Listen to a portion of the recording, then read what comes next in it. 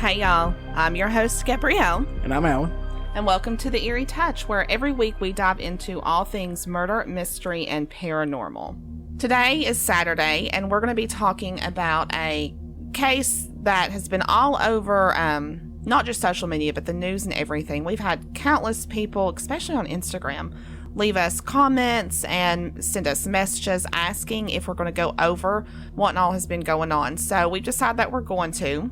Well, when I was going through everything, just trying to catch myself up on everything that's happened to this point, it was a little mumble-jumbled trying to weed through articles, so I thought it would probably just be better maybe if we just give you guys a timeline of what and all has happened so far so you can know what's going on and what's going down or what's about to go down. So what are we talking about? This is the murder of 13-year-old Tristyn Bailey. Now, she lived in a quiet little neighborhood of St. Johns County, where she was a 7th grader at Patriot Oaks Academy in St. Augustine's, Florida. She was a big cheerleader, loved cheerleading. She was even a member of the First Coast cheerleading community. And the coaches and stuff there have said that she was a dedicated athlete. I mean, she was really good. She'd won awards and had a very dedicated work ethic. Friends of hers, people who knew her, have talked about how she was always smiling and fun and overall had a very lively personality. I'm assuming just like any, like you would expect any 13-year-old to be like. So let's just go ahead, though, and start into the timeline here. So on Sunday, May 9th, which would have been Mother's Day, she was last seen by family at 12 a.m. Now, that would have been technically Saturday night. Obviously, it's Sunday morning, but just to give you a better idea.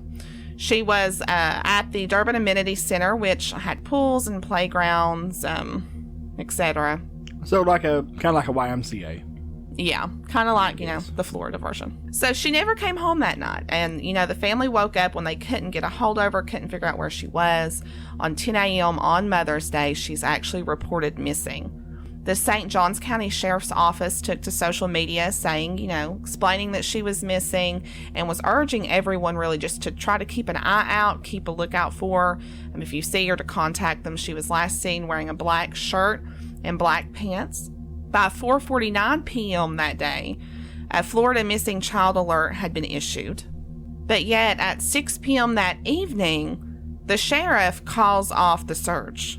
Now, of course, people had questions at this point, wondering, usually when you call off a search, you've potentially found what you're searching for, right? Yeah, usually if like I said, if the sheriff will come out and call off the search, there's different circumstances, but unless it's inclement weather or something like that, they've usually found what they're looking for. Well, you're right, because they did find what they were looking for. At around 8 that evening, the sheriff did do a press conference. Yes, thank you.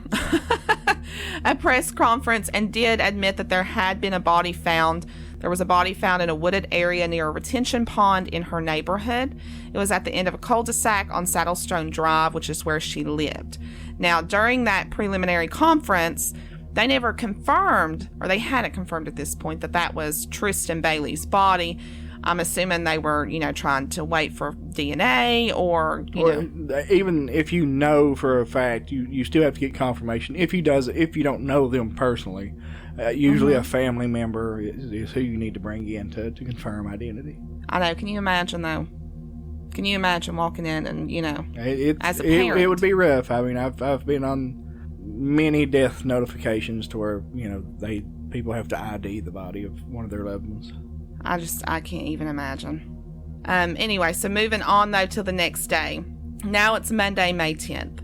At 11:30 a.m., the sheriff held another conference, and he confirms the identity of the body. He confirms that it is the body of 13-year-old Tristyn.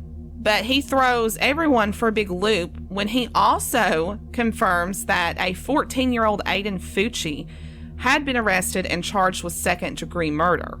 So everyone was kind of questioning, where did Aiden come from? How did you stumble upon him for him to be a person of interest? Well, if they've arrested him, they've had enough reasonable suspicion to go ahead and make the arrest. Yeah. Whatever evidence they've gathered video surveillance, just whatever, that they've had enough to go ahead and arrest him. Well, video surveillance they did have. So there was a home or a surveillance video somewhere that showed what seemed to be Tristyn and Aiden around 1:45 a.m. walking towards the area that her body was found. Then at 3:27 a.m., which would have been roughly almost an hour and a half later, that same video shows Aiden walking back towards where he lived, but he was alone carrying his shoes. Now, let it be known, Tristyn and Aiden both lived in the same neighborhood. They lived within walking distance of each other. Okay. Now, the camera quality that I'm just like, wow, what kind of cameras did they have? Because apparently the camera quality was so good, they were able to tell that the shoes he was carrying were black tennis shoes with a white Nike logo. And, I just don't know any cameras, especially this is at night.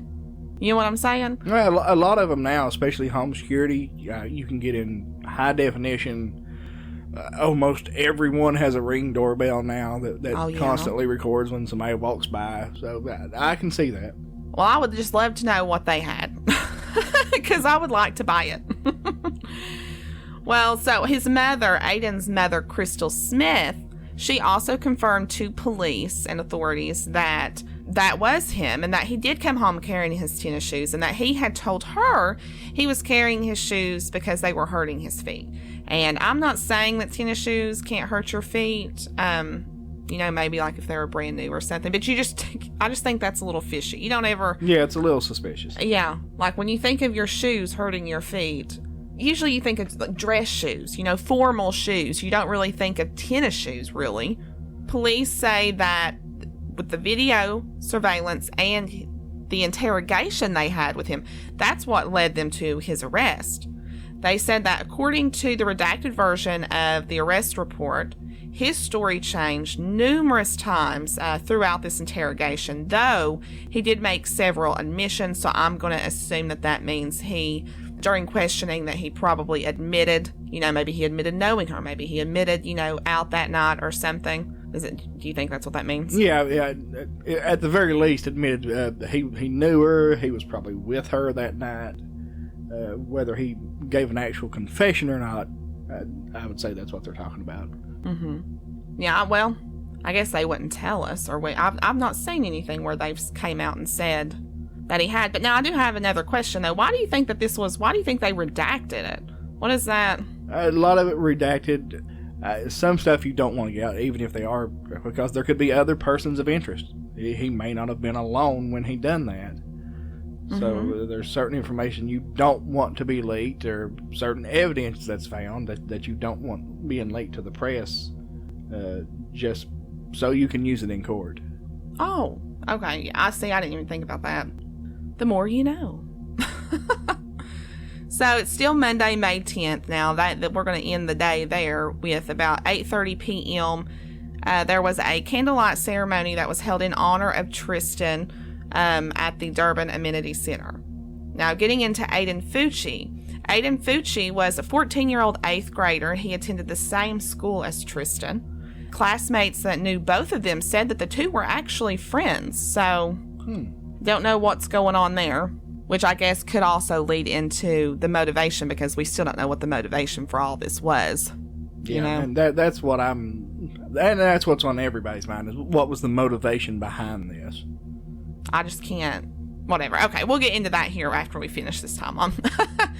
So, classmates of his have said that he was out there, I don't know, edgy, or however you want to put it. They've said he was a smart aleck.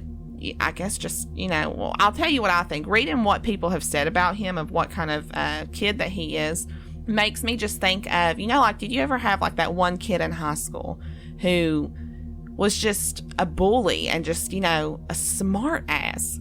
You know what I mean? That's who I think of. Now, I obviously don't know this child. I don't know if he's really like that. I'm just going based off of comments of his friends or people who've known him. Yeah. That's what it makes me think of. Yeah.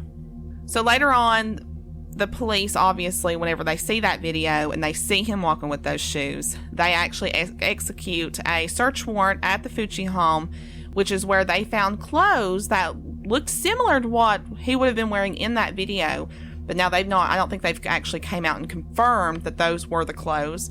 That they did find clothing in his bedroom or in the house what looked like that there was blood on them. They did send that off for DNA testing, but now I've not seen any articles or seen anything released stating that it had came back to Bailey's yet, so they may have not got that back. I know that DNA testing can take a minute or two to get back, right? Yeah, DNA is not CSI Miami or whatever you see on TV. Any kind of evidence submitted to a lab takes time. Well, on top of everything else, you have social media is just buzzing. You know, this has become it's all over all the news outlets and everything. And, you know, I'd like to think that it's because it is a child. You know, the severity of the case, considering she was 13, she's been, you know, murdered by this 14-year-old. So everyone's just running wild with that. But now, with just leaving the news articles out of it, social media has taken so much from this case, and half of it's just rumors, half of it's not even true. And then on the other side, you have people who are just being completely vile, and I just don't understand it. You will. People hide behind a keyboard these days. Well, let's just use this as a start off of the social media takedown here. When Aiden, he wasn't under arrest yet. Aiden was just being taken for questioning. He posts a Snapchat selfie, and he's in the backseat of a cop car, and he's like holding the peace sign. We'll have it listed on our website for you to look at. But he's holding the peace sign up, and it says, "Has anyone seen where Tristan's at?" or something like that. Really? Like, you're being questioned for the murder of supposedly one of your friends, and you want to be a smart aleck about it. Like, yeah. What? Yeah.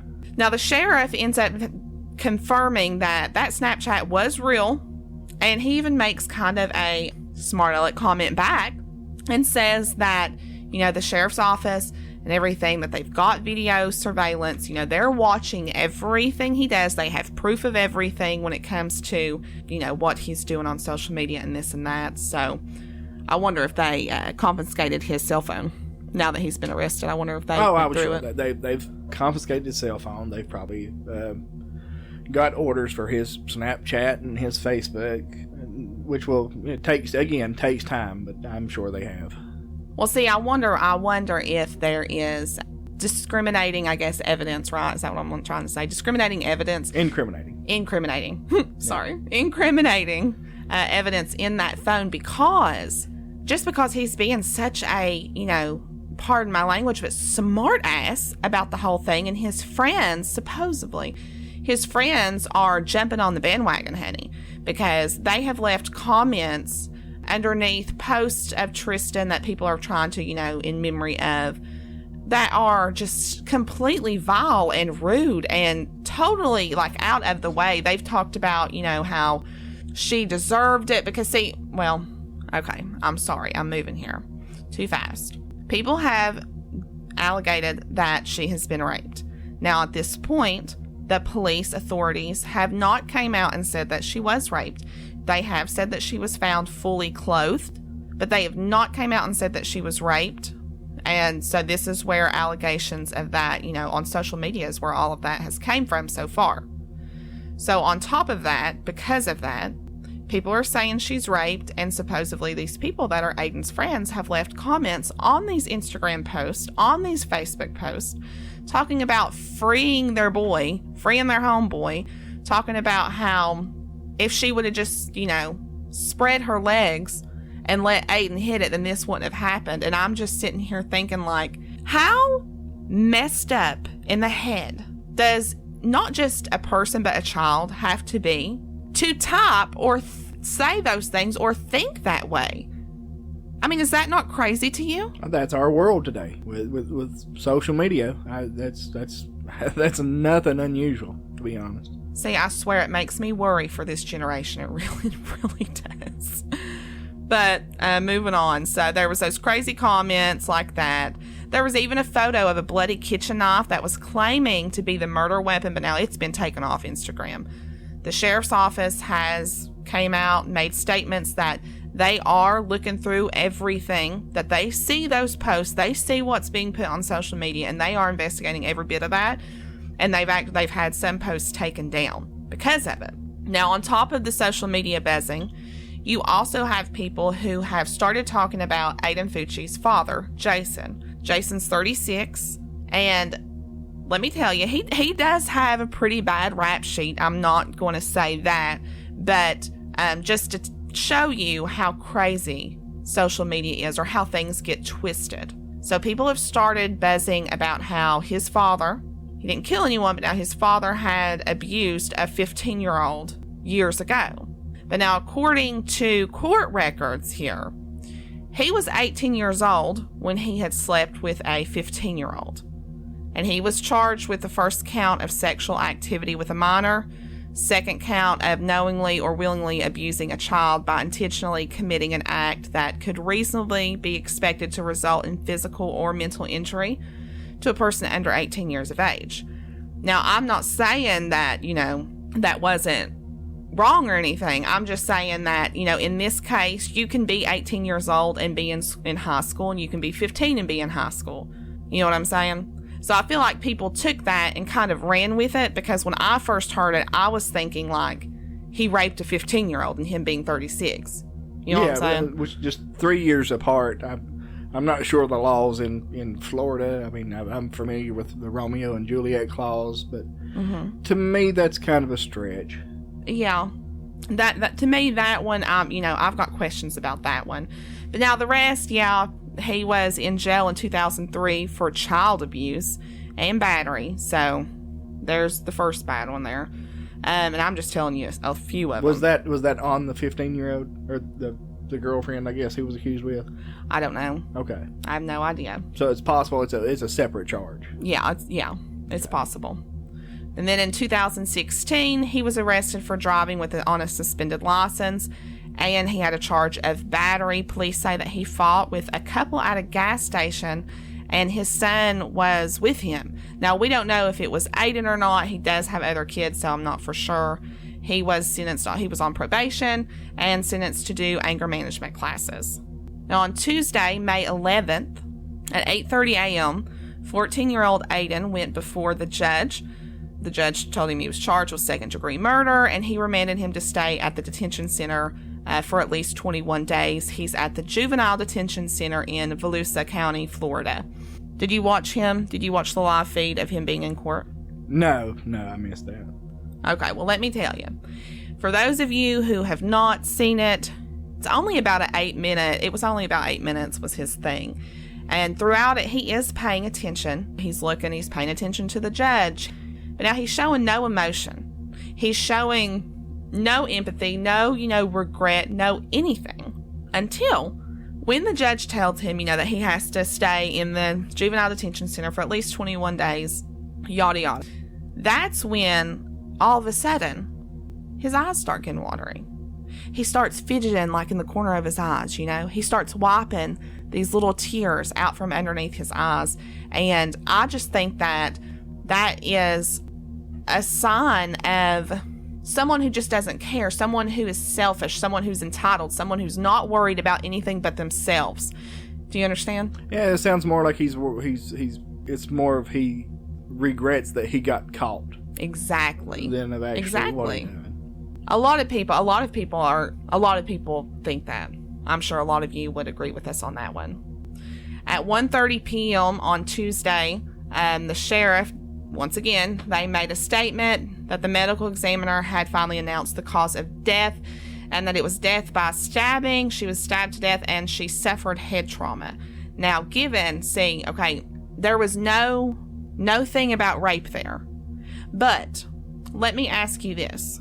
Because she was 13 years old, if the family did not want it announced that she was raped, could they hold that back from the public because she was underage?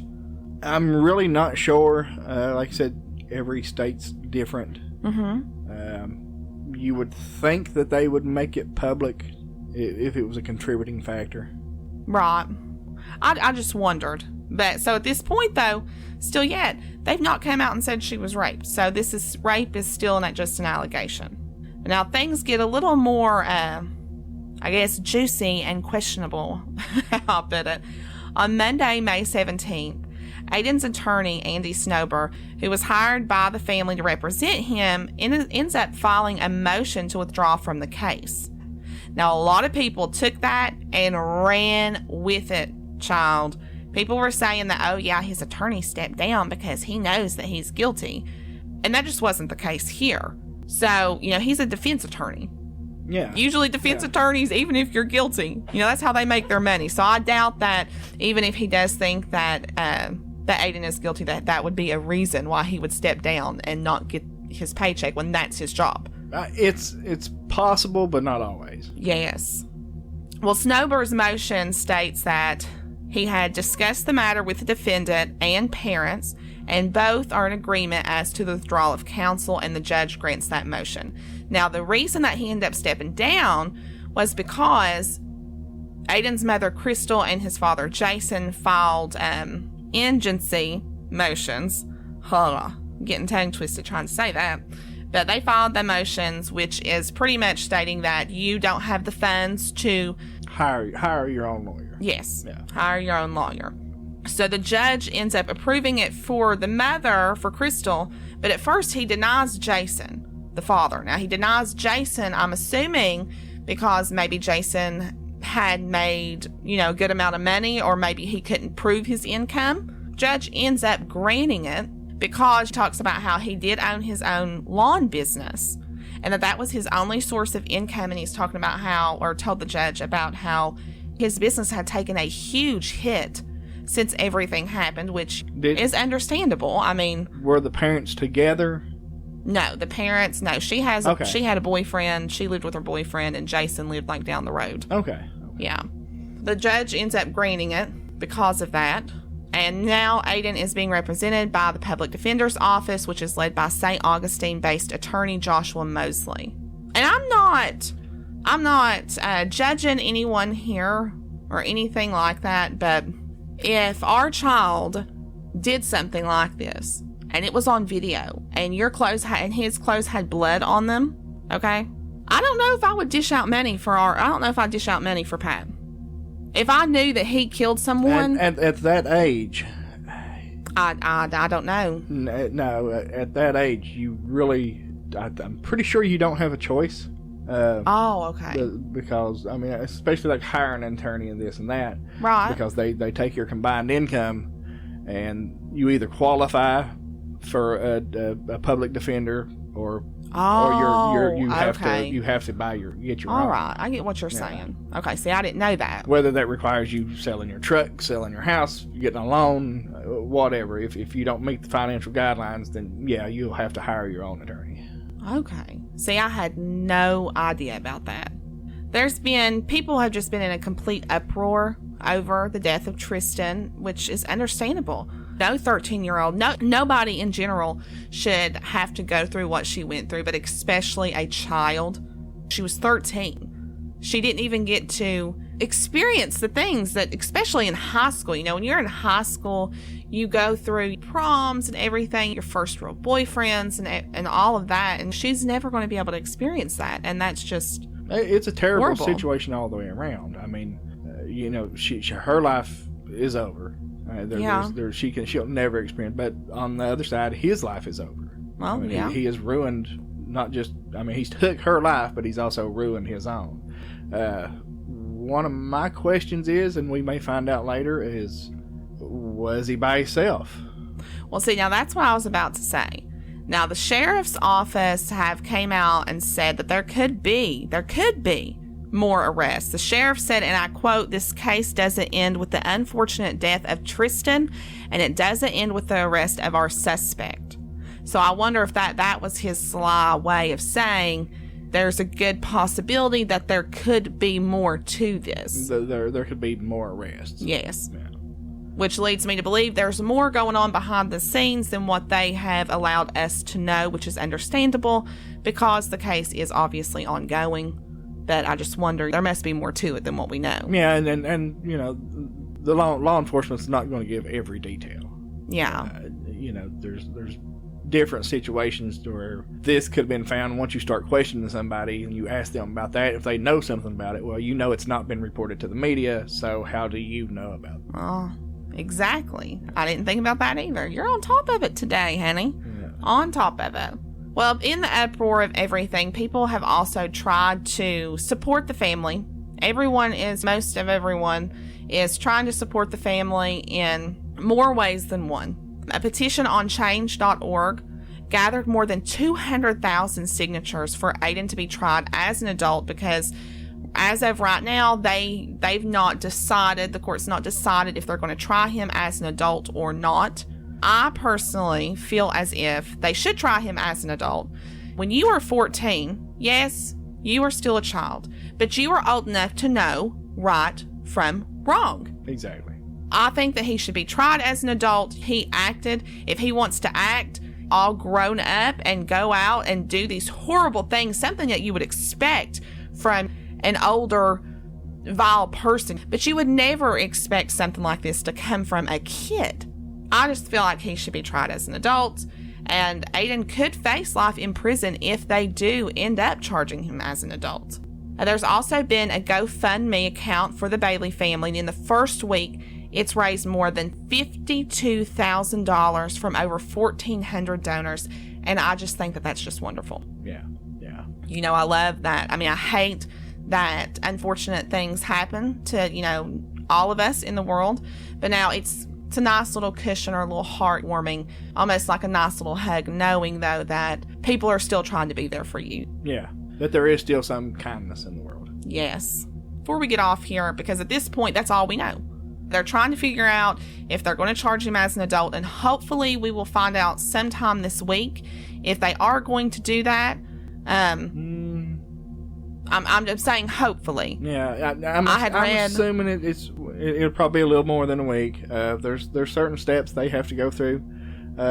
He'll of course have to have a mental evaluation. Yeah. If there's other leads to follow down, if there's other suspects they need to talk to, so it could take a little while. Right. Well, I was just saying before we can give a good update. Yeah, because I had read in a news article, though, that some news anchor or journalist had asked someone, I don't know who it was, some attorney or prosecutor, I think it was the prosecutor, had asked if they knew when, you know, they were going to come up with a conclusion here, and the prosecutor had said, hopefully sometime this week. Yeah. This week coming. This week coming. Yeah. So that's just what I was basing that off of. Yeah. Well, once the prosecutor gets all the evidence, he'll have more information.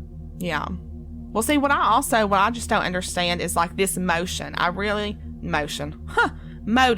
What I really want to know, though, I really do. I want to know the motive. I mean, what makes a 14-year-old kill a 13-year-old? I know. And that's the ultimate goal, is not just arresting the suspect and, you know, putting them in jail, but it's always in the back of your mind, why?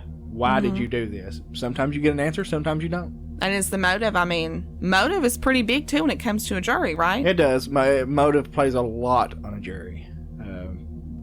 That's their ultimate question is, well, why did he do it? I know that he done it, but why did he do it? Mm-hmm. So I'm sure that the police do have some idea of a motive. I don't know if we'll hear that or if that's something that will come out in court. Who knows? But hopefully, like I said, we're going to try to keep you guys updated on this case and everything like that. So again, I'm your host, Gabrielle. And I'm Alan. We'll talk next week.